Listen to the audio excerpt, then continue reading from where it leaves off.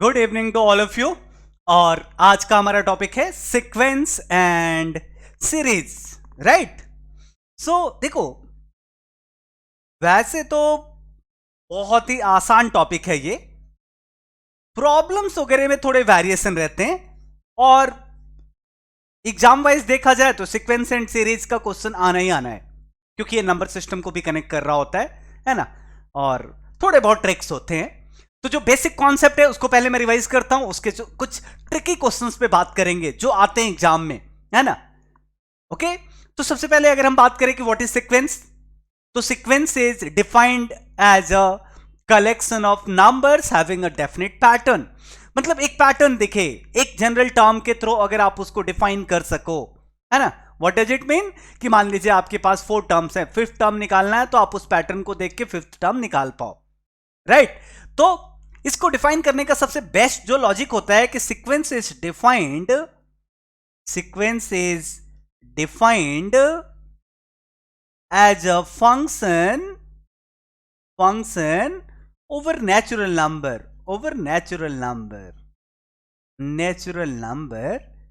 as a domain। हम ये नहीं कह रहे कि आउटपुट केवल नेचुरल नंबर आएगा, हम कह रहे हैं कि जो इनपुट होना चाहिए वो नेचुरल नंबर होना चाहिए। जैसे f of n equal to n upon n plus 1 है, दिस इज अ सीक्वेंस, है ना, क्योंकि हर एक 1 पे f ऑफ 1 रखो, f ऑफ 2 रखो, f ऑफ 3 रखो, तो इनपुट 1 2 3 होगा, आउटपुट आप देख सकते हो 1/2, 2/3, 3/4 एंड सो ऑन। तो ये आपका फ्रैक्शनल हो सकता है, तो this is known as sequence. अब मेन पॉइंट पे आते हैं कि सीक्वेंस हमारे कौन कौन से होते हैं। वैसे तो एनसीईआरटी के पॉइंट ऑफ व्यू से finite sequence and infinite sequence हो गया। फाइनाइट सीक्वेंस में नंबर ऑफ टर्म्स डेफिनेट होंगे, इनफाइनाइट सीक्वेंस में नंबर ऑफ टर्म्स इनफाइनाइट होंगे। राइट। बट अगर आप थोड़े और बेटर तरीके के लॉजिक पे जाओगे तो हमारे पास कन्वर्जिंग एंड डाइवर्जिंग सीक्वेंस होता है। Converging and diverging sequence. अब देखो, जब कन्वर्जिंग एंड डाइवर्जिंग की बात आती है तो यहां पे क्या डिफरेंस हो जाता है। कन्वर्जिंग मतलब जब आप आगे बढ़ो तो जब इंफिनिटी की तरफ जाओ तो उसका एक फिक्स वैल्यू आ जाए। जैसे मान लो मैं कहूं 8 4 2 1 1/2 1/4 dot dot up to infinity. भले इंफिनिटी जा रहा है लेकिन एक फाइनाइट वैल्यू को गेन कर रहा होगा, है ना। तो एन इंफिनिटी पे एक फाइनाइट सम आएगा, तो इसको कन्वर्जिंग कहते हैं over a number of terms, वो एक फाइनाइट वैल्यूज की तरफ टेंड करने लगे। डाइवर्जिंग में क्या होता है, बढ़ता चला जाता है। जैसे अगर सिंपल टर्म की बात करें तो 2 4 8 16, अगर इसकी बात करें तो ये डाइवर्ज कर रहा है, बढ़ रहा है। तो ये भी टर्म बहुत कॉमन है सीक्वेंस एंड सीरीज में कि what is converging and what is diverging. Clear. और इस पॉइंट ऑफ व्यू से अगर हम देखें तो हमारे पास जो मेन लॉजिक रहता है यहां पे लिमिटिंग वैल्यू। अगर लिमिटिंग वैल्यू फाइनाइट है, limiting value of given sequence is finite, है ना, देन आप क्या कहोगे, एल कह सकते हो। तो आप कहते हो कि वो क्या है, कन्वर्जिंग। अगर ये फाइनाइट नहीं है तो उस केस में आप कहोगे डाइवर्जिंग। तो ये हमारा लॉजिक रहता है। अब आते हैं व्हाट इज सीरीज। तो सीरीज का मतलब होता है sum of terms of sequence. Sum of terms of sequence is known as series. सारे टर्म्स को 1 बाय 1 ऐड करते चले जाओ और वो सीरीज बन जाएगा। बीच में केवल एक प्लस का साइन लगा दें तो वही क्या हो जाता है, आपका सीरीज। तो यहां प्लस लगा दिया तो ये सीरीज का सम हो गया। राइट। और अगर प्लस नहीं लगाएंगे तो सीक्वेंस हो जाएगा। तो सम अगर आपका देखें तो वो अगर हमारा फाइनाइट हो रहा है तो आप कहते हो कन्वर्जिंग सीक्वेंस है, और अदरवाइज वो डाइवर्जिंग है। तो सीरीज का मतलब टर्म्स को ऐड करना। राइट। हमारे पास बेसिकली जिस पे फोकस करना है उसमें से क्या है, एक तो एपी है, और एपी के लिए अगर आप जनरल टर्म की बात करोगे तो a plus n minus 1 into D, है ना। टाइम बचाने के लिए इसको शॉर्ट में आपको एक बार रिकॉल करा देता हूं, a प्लस एल या n/2। बहुत छोटी छोटी बातें हैं, क्वेश्चंस पे हम लोग फोकस करेंगे। 2a n minus 1 into that is the sum. अगर जीपी पे आप जाओगे, अगर जीपी के सम की बात करें तो जीपी में सिंपली आपके पास tn का वैल्यू होगा a r to the power of n minus 1, और सम का वैल्यू होगा a 1 minus r to the power of n upon 1 minus r. ये कहा जाता है जब mod of r less than 1 हो, या a r to the power of n minus 1 upon r minus 1 when mod of r is greater than 1। तो ये तो अलग अलग पॉइंट्स हो जाते हैं। अगर यहाँ mod of r 1 हो गया तो उस केस में बेसिकली आपके पास a ऐड होता चला जाएगा, क्योंकि हर एक टर्म्स a ही हो जाएगा तो n टाइम्स a हो जाएगा। तो ये डिफरेंट हमारे कैटेगराइजेशन है। रही बात कि mod of r equal to 1 पे इसको gp कहना चाहिए, तो वो डिसाइड होगा उसके करेस्पॉन्डिंग रेशियो से। अगर रेशियो कांस्टेंट आ रहा है तो कह सकते हैं, है ना। तो डिपेंडिंग ऑन कि किस लॉजिक से आ रहा है, तो ये थोड़ा एम्बिग्यूटी का पॉइंट रहता है। कुछ बुक्स इस पे डिस्कस करते हैं, बट इनफैक्ट स्टैंडर्ड फॉर्म में देखें तो definition wise mod of r equal to 1 पे भी जीपी फॉर्म होगा, प्रोवाइडेड दैट कि वो रेशियो को कांस्टेंट कर रहा है as per the given conditions. Right, move करें। तो कोई कहे कि 2 2 2 2 2 2 2 है तो ये एपी है या जीपी है, तो आपको कहना चाहिए इन जनरल वो एपी भी है जीपी भी है। राइट, दोनों ही अपनी जगह वैलिड है, उसमें कुछ गलत नहीं है।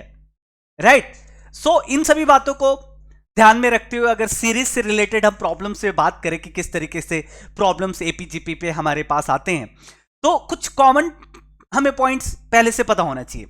एक तो होता है अरिथमेटिक मीन, और अरिथमेटिक मीन का सिंगल अरिथमेटिक मीन का मतलब होता है a प्लस बी बाई 2, है ना। वैसे ही ज्योमेट्रिक मीन इसका मतलब होता है square root of A b. अब आते हैं मल्टीपल, जिसको आप कहते हो insertion, insertion of n means. अब मान लो एपी अरिथमेटिक मीन्स हम कर रहे हैं, अरिथमेटिक मीन्स या ज्योमेट्रिक मीन, दो तरीके की बातें हो सकती हैं। तो अरिथमेटिक मीन में क्या होता है, मान लीजिए स्मॉल ए है, ये बी है, बीच में आपने a1 a2 dot dot an अगर आपने इंसर्ट किए, तो sum of inserted means, sum of inserted means equal to n times of a plus b by 2, that is single arithmetic mean. Same way में यहां पे अगर स्मॉल a है, यहां पे b है, और बीच में अगर आपने g1 g2 up to gn insert किया है, तो यहां पे मल्टीप्लाई होगा, और यहां पे आता है g1 g2 up to gn का वैल्यू जो होगा वो स्क्वायर रूट ऑफ ab की पावर n होगा। तो ये बड़े दो फेमस रिजल्ट्स होते हैं जिसको याद रखना चाहिए। ऑब्जेक्टिव क्वेश्चंस में डायरेक्ट आ जाते हैं, ये ऑब्जेक्टिव क्वेश्चंस में डायरेक्ट आ जाते हैं कि अगर ऐसा है तो क्या वैल्यू होगा, है ना। इसके अलावा जो एक कॉमन पॉइंट्स रहता है हमारे पास कि अगर 3 टर्म्स लेना है, 3 terms in AP, 3 terms in AP अगर कभी कंसीडर करना है तो a minus D A and a plus D लेना चाहिए, है ना। सेम वे में अगर 4 टर्म्स कंसीडर करना है तो यहां केयरफुल रहना चाहिए, a minus 3d a minus D a plus D and a plus 3d, है ना, ये होना चाहिए। सेम वे में अगर 3 टर्म्स इन जीपी लेना है तो ये होगा a by r a r, और 4 टर्म्स अगर आपको लेना है इन जीपी तो आपका वैल्यू होगा a by r cube, a by r a r cube. तो ये अलग अलग हमारा पैटर्न रहता है जिसको हम ध्यान रखेंगे, है ना। a by r cube that is a by r cube, a by r a r and a r cube, ये 4 टर्म्स होंगे। क्लियर। तो ये हमारे डिफरेंट जो लॉजिक्स हैं टर्म्स के कंसिडरेशन का, उसको भी हमें ध्यान रखना चाहिए, है ना। मीन्स अरिथमेटिक मीन आपने देख लिया, अरिथमेटिक। इस बेसिस पे अगर हम बात करें, एक और जो एचपी का कॉन्सेप्ट रहता है और हमें लगता है कि नहीं अलग से कुछ चाहिए, एचपी इनफैक्ट एग्जिस्ट तो करता ही नहीं है, वो तो एपी के सहारे ही सारा काम करेगा। तो अगर कोई कहता है कि a1 a2 a3 dot dot an ये अगर एचपी में है तो कुछ मत करो, simply 1 upon a1 1 upon a2 1 upon a3 1 upon an, ये किस में चला जाएगा, AP। अब कोई कहे कि नहीं इसका सम निकाल सकते हो, तो कोई जरूरी नहीं है, 2-3 टर्म्स है तो निकाल सकते हो, n टर्म्स के लिए सम का फॉर्मूला नहीं क्रिएट होगा, है ना।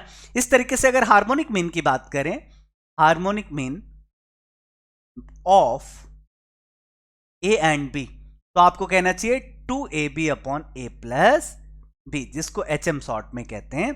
तो 2ab upon a plus b कैसे हुआ, मान लीजिए कि a h और b ये हैं हार्मोनिक प्रोग्रेशन में, तो 1 upon a 1 upon h 1 upon b किस में होगा, अरिथमेटिक प्रोग्रेशन में, तो 2 upon h equal to 1 upon a plus 1 upon b, तो ऐड करोगे तो h equal to 2ab upon a plus b, ये डायरेक्ट आ गया। तो ये चीजें याद रखनी चाहिए। प्रैक्टिकली कहाँ यूज होता है वो बहुत कॉमन है ना। मान लीजिए आप स्कूल जा रहे हो 10 किलोमीटर पर आवर के स्पीड से, लौट के आते हो 20 किलोमीटर पर आवर के स्पीड से, फिर है ना, दोनों में आपका टाइम का एक है, तो उस तरीके से अगर उसका एक एवरेज वैल्यू निकालना है तो कैसे निकाले, तो वो सारी चीजें इन सभी चीजों के थ्रू कवर किया जाता है, राइट। तो इसमें जो आपके ये कॉन्सेप्ट्स हैं, ये सारे के सारे इस तरीके से कवर होंगे। क्लियर। सो अब आते हैं प्रॉब्लम सॉल्विंग एबिलिटी पे, जो कि बड़ा इंपॉर्टेंट है, क्योंकि प्रॉब्लम ही मेनली आपका काम आएगा एग्जाम के पॉइंट ऑफ व्यू से। जैसे मान लो पहला प्रॉब्लम मैं आपको देता हूं, find the sum of x plus 1 upon x का square, x square plus 1 upon x square का स्क्वायर, डॉट डॉट एक्स की power n plus 1 upon x की पावर n का स्क्वायर। इन सबको ऐड करना है, तो कैसे करें, right. x plus 1 upon x का square, x square plus 1 upon x square का होल ऑफ स्क्वायर, एक्स की पावर n प्लस। अब देखो इसका सॉल्यूशन का मेथड क्या होना चाहिए। सॉल्यूशन देखो, हर एक टर्म को एक्सपेंड करो, तो जैसे एक्सपेंड करोगे ये आएगा एक्स स्क्वायर, अगले वाले से एक्स की पावर 4 डॉट डॉट डॉट, अगर ऐसे जाए तो लेंस में आ जाएगा एक्स की पावर 2n, प्लस डिनोमिनेटर वाले पे आओ 1 upon x square, 1 upon x की power 4 dot dot 1 upon x की पावर 2n और प्लस 2n, ये वैल्यू आएगा। बड़ी सिंपल सा पॉइंट था, लेकिन अगर स्क्वायर करके हर एक टर्म को कलेक्ट करने की आदत नहीं रही ना, फिर आपके लिए यह आसान नहीं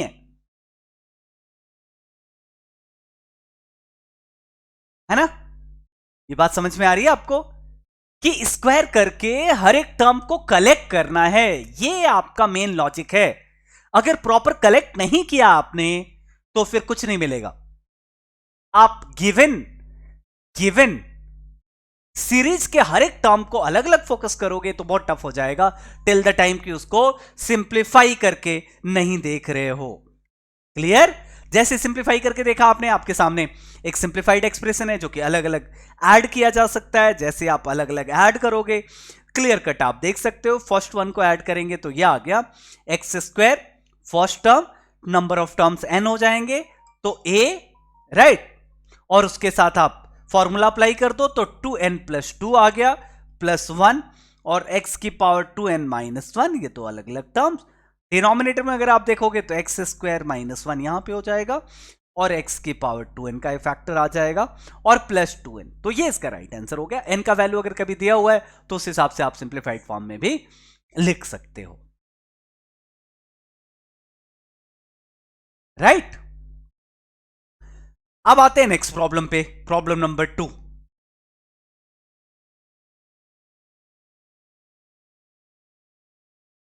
मान लो आपको एक सीक्वेंस दिया हुआ है Sn इक्वल टू 5/2, 9/4, 17/8, राइट। लक इतने से तो क्लियर हो जाएगा, 33/16। इस तरीके से आपको n टर्म्स लेने हैं, तो इसका आंसर क्या आएगा। ऑप्शंस आर, यू कैन से 2n plus 1 minus 1 upon 2n, 2n minus 1 plus 1 upon 2n, that is 4n square plus 2n plus 1 upon 2n, and D is none of। बताइए कौन सा राइट आंसर है। Start हो जाओ तुरंत, बिल्कुल time नहीं वेस्ट कीजिए। बताइए क्या आ रहा है इसका आंसर, राइट। क्या आएगा इसका आंसर। ऐसे कोई क्वेश्चंस हैं तो किस तरीके से इसको आप सॉल्व करोगे।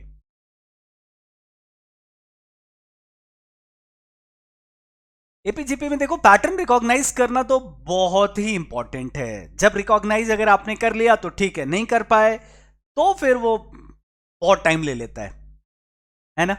ऐसे क्वेश्चंस में हालांकि मैं ये नहीं कह रहा हूं कि हर बार आप प्रॉपर सॉल्यूशन पे जाओ, इसमें तो हमेशा n इक्वल टू 1 रख के सीधे आंसर बोल देना चाहिए।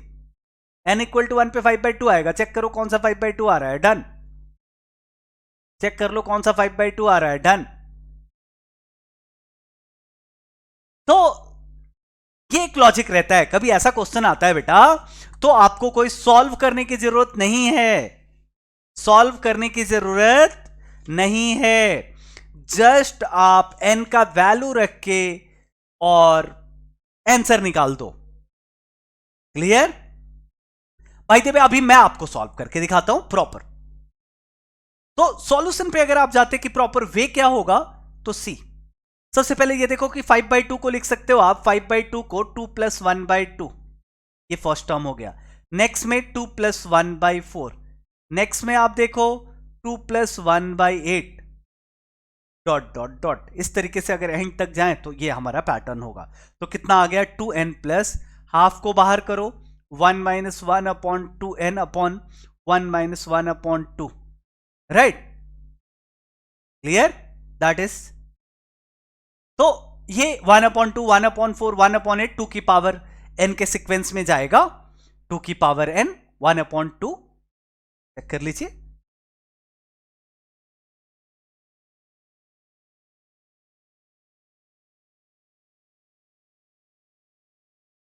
तो अगर इसमें देखें तो पहला टर्म तो आपके पास बहुत क्लियर कट आ गया 2n, और सेकंड टर्म क्या बचेगा, 1/2, 1/4, 1/8, 1/16 dot dot up to n terms. तो ये आ गया 2n into first term a 1 - 1/r to the power of n upon 1 - 1, तो 1/2 विल कैंसिल आउट, ये आ गया 2n 2 की पावर n - 1, राइट, अपॉन 2 की पावर n। तो ये प्लस के साथ हुआ, तो ये आंसर आता 2n + 2 की पावर n - 1 अपॉन, अगर इसको शॉर्ट में लिखना होता तो 2n + 1 - 1 अपॉन 2 की पावर n लिखना चाहिए था।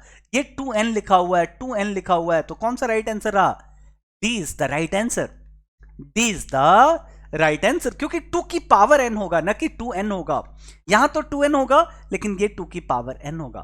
तो n = 1 जब चेक करने जाते तो हो सकता है आपको राइट आंसर मिलता, बट वो गलत हो जाता है ना। तो इसलिए 2 या 3 के लिए भी आपको जाना चाहिए था। तो इसलिए इस क्वेश्चन को इस तरीके से फ्रेम किया। कई बार ऐसा होता है, राइट, कि वो डायरेक्टली आपको लगता है कि ये सही है, बट फाइनली वो होता नहीं है। क्लियर। कुछ और क्वेश्चंस पे चलते हैं जहां पे कई बार अरिथमेटिक मीन, ज्योमेट्रिक मीन वगैरह को यूज किया जाता है। ऐसे क्वेश्चंस पे चलते हैं, बहुत ही जेन्युइन क्वेश्चंस। देखो, a b c are 3 positive integers, right, distinct integers हैं, लेस देन और equal to 10। The arithmetic mean of A and B is 9. Geometric mean of A and C is 6√2. Find the harmonic mean of BC. Find harmonic mean of BC. Options are, you can say 180 upon 17, 180 upon 19, 180 upon 23 and none of this. बताओ कौन सा right है। बहुत ही simple, कोई tough नहीं है, लेकिन final answer आप पहुंच पा रहे हो, ये इंपॉर्टेंट है। एपीजीपी के क्वेश्चंस आसान आते हैं, ये तो फैक्ट है, लेकिन अब उसमें जो थोड़ा बहुत कैलकुलेशन वाला पार्ट है उसमें मिस्टेक कॉमन है। वो मिस्टेक अगर कहीं अवॉइड करना आप सीख गए ना, तो इसका क्वेश्चन गलत नहीं होगा, राइट। उसी पे फोकस कर रहे हैं कि किस तरीके के मिस्टेक्स आप कर सकते हो। तो variation of the problem pick कर रहा हूं मैं। बताइए क्या आ रहा है इसका, आया कुछ? तो सॉल्यूशन के स्टेप्स कैसे होने चाहिए।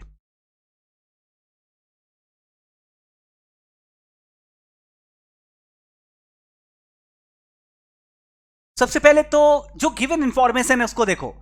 एक तो रहा कि a + b आपको 18 दिया हुआ है, क्योंकि अरिथमेटिक मीन है ना, तो a + b/2 9 रहा। ऐसे डायरेक्ट लिख सकता हूं, इतना तो आई थिंक की है ना। और ac का वैल्यू 36 × 2 तो 72 रहा। ये दो अलग अलग इक्वेशंस आ गए, ये दो अलग अलग इक्वेशंस आ गए। और ये पॉजिटिव इंटीजर्स हैं, पॉजिटिव इंटीजर्स हैं।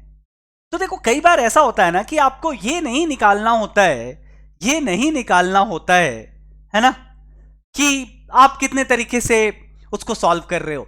कई बार इंटीजर के पॉइंट को डायरेक्टली यूज करना चाहिए, और जहां भी इंटीजर लिखा हुआ है, अगर हमारे पास डायरेक्ट ऑब्जर्वेशन आ रहा है तो करना चाहिए। जैसे यहां पे मैं बात करूं तो there are only two possibilities. Case one वो ये हो सकता है कि आप ए का वैल्यू कितना ले लो 10, बी का वैल्यू ले लो 8, है ना। और दूसरी पॉसिबिलिटी क्या हो सकती है कि ए का वैल्यू ले लो 8 और बी का वैल्यू ले लो 10, राइट। ए अगर 10 है तो C is not an integer, then C is not an integer. But अगर ए 8 है तो सी का वैल्यू आप देख सकते हो 9 आ गया। तो हार्मोनिक मीन कितना आ गया? Harmonic mean of that is B and C. तो 2 इंटू 10 इंटू 9 अपॉन 10 प्लस 9 थोड़ा सा ट्रिकी रहा। अगर आप सॉल्व करने चले जाओगे तो फिर बहुत आप इसमें टाइम लगा दोगे और कुछ मिलेगा नहीं, क्योंकि नंबर ऑफ, जब तक इंटीजर वाले पॉइंट को यूटिलाइज नहीं करोगे फिर आप नहीं कर पाओगे, है ना। तो इंटीजर वाले पॉइंट को यूटिलाइज करना बहुत जरूरी है। यहां लिखता हूं ऊपर harmonic mean 2 into 10 into 9 upon 10 plus 9। तो कौन सा राइट आंसर हो गया? 180 upon 19। 180 upon 19, that is the right answer. Clear? So अब आगे बढ़ते हैं। अगर हम इस पॉइंट ऑफ व्यू से बात करें कि हमारे पास जो प्रॉब्लम्स हैं, सो वो इस तरीके से होगा। इंटीजर जब भी दिखे तो आप ध्यान रखना हिट एंड ट्रायल मेथड के थ्रू जाना चाहिए, बेटर पॉसिबिलिटीज देगा वो। नहीं तो आप सॉल्व करते रह जाओगे, कुछ मिलेगा नहीं, क्योंकि इंटीजर की कंडीशन को आपको कहीं तो यूटिलाइज करना ही पड़ेगा, राइट। क्योंकि अगर उसको यूटिलाइज नहीं करोगे तो फिर टफ हो जाएगा। एक और एनसीईआरटी लेवल के जो कॉमन क्वेश्चंस हैं जो बहुत ज्यादा पूछे जाते हैं और एनसीईआरटी में भी कवर किया हुआ है, वहां ए और बी के फॉर्म में दिया हुआ था। The arithmetic mean between two positive numbers exceeds the geometric mean by 5 and geometric mean exceeds the harmonic mean by 4. Find the numbers. Find the numbers. And options are अब देखो ऐसे questions में तो option ही best way हो सकता था। First option that is 20, 40, 15, c 40, 30 and d 40, 10। बताइए कौन सा राइट आंसर है? कौन सा राइट आंसर है? The arithmetic mean between two positive numbers exceed the geometric means by 5. The geometric mean exceed the harmonic mean by 4. Find the numbers. Proper method मैं तो solve करके दिखाऊंगा आपको।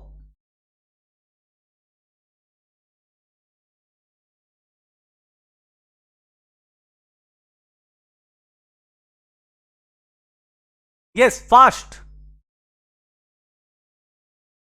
पेन चलते रहना चाहिए। बताइए क्या रिप्लाई आ रहा है आपका?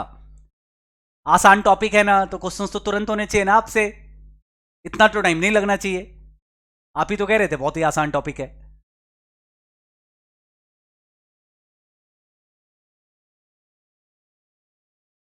अगर आपको लग रहा है ऑप्शन चेकिंग कर सकते हो तो करके बताओ, आंसर बताओ, आंसर आना चाहिए, वो भी राइट आंसर।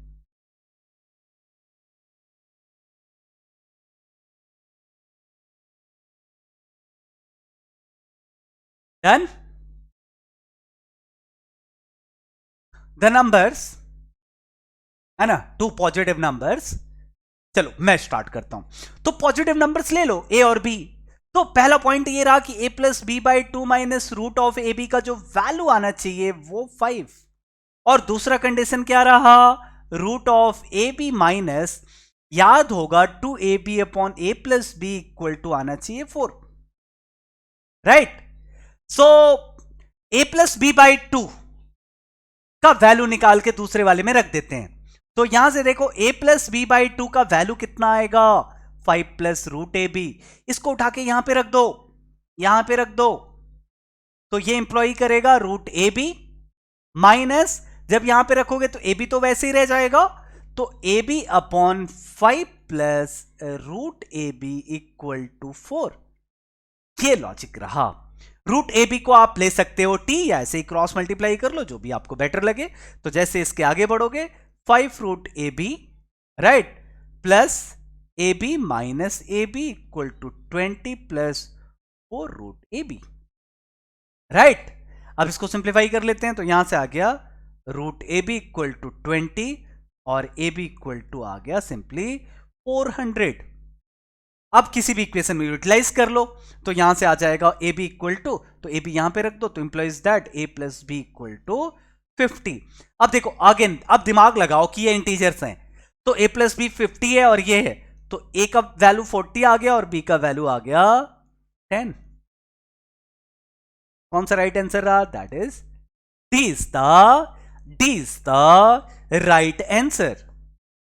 समझ में आया क्या? तो ये कहना कि अरिथमेटिक मीन वगैरह के क्वेश्चंस इजीली हो जाएंगे, वो डिपेंड करेगा कि आप कैलकुलेशंस वगैरह को कितने स्मार्टली कर रहे हो। जहां आप किसी कैलकुलेशन में फंसे, फिर वो आंसर नहीं दिखता है, राइट। थोड़े अगले लॉजिक पे चलें, अगले लॉजिक पे चलें।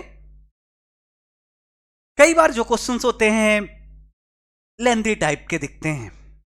जैसे मान लीजिए मैं आपको एक सीक्वेंस दूं, 1 2 3 4, राइट, 4,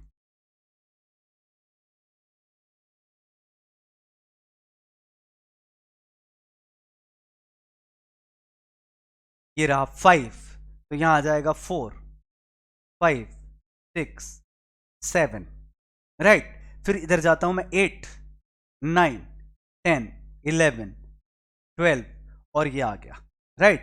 अब 12 के जस्ट बाद अगर आगे बढ़ेंगे, तो जैसा कि 3 के रिस्पेक्ट में 7 आ गया, 12 के रिस्पेक्ट में ऐसे ही आगे बढ़ते चले जाएंगे, और ये आ गया आपका इस तरीके से डॉट डॉट, ऐसे एन टर्म्स तक लेके जाना है, एन टर्म्स तक लेके जाना है, 1 2 4, इस तरीके से नंबर्स मूव कर रहे हैं, राइट। तो आपको ये बताना है, ये बताना है कि इस पैटर्न में nth ग्रुप में कौन सा नंबर आएगा। Sum of find sum of nth group numbers, and options are 2 की power n minus two, bracket में 2 की पावर n, 2 की पावर n माइनस वन, 2 की पावर n, 2 की power n minus two plus 2 की power n minus one. C is 2 की power n minus to, 2 की power n plus 2 की power n minus one minus 2n, and D is none of these। ये है एक simple सा problem कि हमें पैटर्न देखना है, 1, इसके बाद 2 3 4 5 6 7, फिर 8 से स्टार्ट हो रहा है, तो जो nth ग्रुप होगा उसका नंबर किससे स्टार्ट होगा, नंबर किससे स्टार्ट होगा?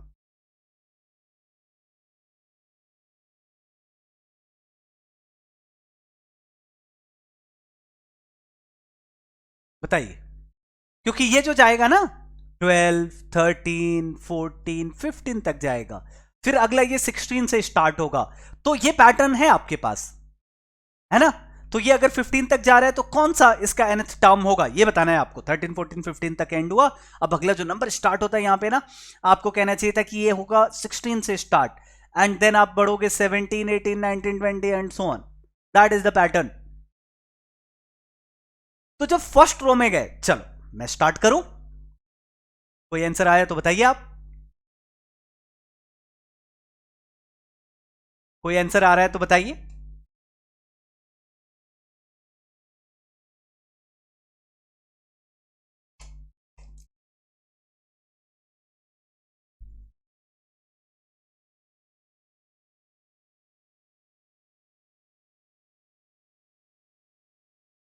यस, ओके चलो मैं स्टार्ट करता हूं। अब देखिए, अब इस प्रॉब्लम को अगर सॉल्व करना है तो सबसे पहले तो आप ये समझो कि nth ग्रुप का जो नंबर आ रहा है, nth ग्रुप हैज 2 की पावर n-1 टर्म्स, है ना। फर्स्ट में 1 था, सेकंड में अगर आप देखोगे, है ना, तो 2 टर्म्स थे, तो 2 की पावर n-1। थर्ड में जाओगे तो ऐसे 4 टर्म्स थे, तो जिस भी ग्रुप पे जाओगे उसमें 2 की पावर n-1 होंगे। अब आते हैं कि फर्स्ट टर्म क्या होगा, है ना। तो first term of nth group पता है क्या आएगा, यह आएगा 2 की power n-1। First term of the nth group जो होगा वो 2 की पावर n-1 होगा। नाउ देखो, नंबर ऑफ टर्म्स पता चल गया, फर्स्ट टर्म पता चल गया, तो अगर आपको सम करना है तो सम ऑफ, और ऑब्वियस है वो एपी ही जाएगा, तो sum of terms in nth group can be written as, you can say कि जो नंबर ऑफ टर्म्स हैं n/2 a प्लस l, तो इस पे वैल्यू रख दीजिए। इसमें वैल्यू क्या होगा, यू कैन सी n का वैल्यू 2 की power n-1 number of terms हो गया, a का वैल्यू 2 की पावर n-1, राइट, और l का वैल्यू हो गया 2 की पावर दैट इज n-1, है ना। जो नंबर ऑफ टर्म्स होंगे दैट इज लास्ट टर्म जो होगा, जो लास्ट टर्म होगा वो प्रॉपर लिख लिया जाए। Last term will be that is 2 की पावर n-1 पूरे के -1, तो रख दीजिए यहां 2 की power that is n-2 bracket के इनसाइड 2 की पावर n प्लस 2 की पावर n-1, क्लियर, एक -1 और रख दीजिए, तो ये राइट आंसर हो गया। ऑप्शन वाइज अगर आप जाओगे तो चेक कर लीजिए कौन सा राइट ऑप्शन था। Right option will be that is A is the right option. Check करो, is that clear, is that clear. अब देखो, डबल समेशन वगैरह भी कई बार इन्वॉल्व हो जाता है, क्वेश्चन बहुत आसान होता है लेकिन आप समझ नहीं पाते हो। मान लो मैं कहूं कि डबल समेशन i इंटू जे 1 से स्टार्ट हो रहा है, i लेस देन जे है और n तक जाना है, क्या आएगा आंसर, क्या आएगा आंसर।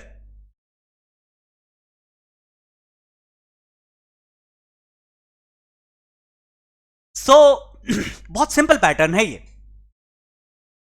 बचपन से पढ़ते आ रहे हो, कभी रियलाइज नहीं किया आपने इस बात को। अब शॉर्ट में लिखा है तो दिमाग का सारा आपके कल पुर्जे हिल गए, आपको लग रहा है कि पता नहीं ये क्या लिख देते हैं सर, है ना, ये कैसे हो सकता है, क्या होगा, बहुत सारी चीजें आ रही होंगी। मैं आपको बता दूं, बचपन से कर रहे हो ये वाला सीक्वेंस, बट कभी आपने रियलाइज नहीं किया इस बात को।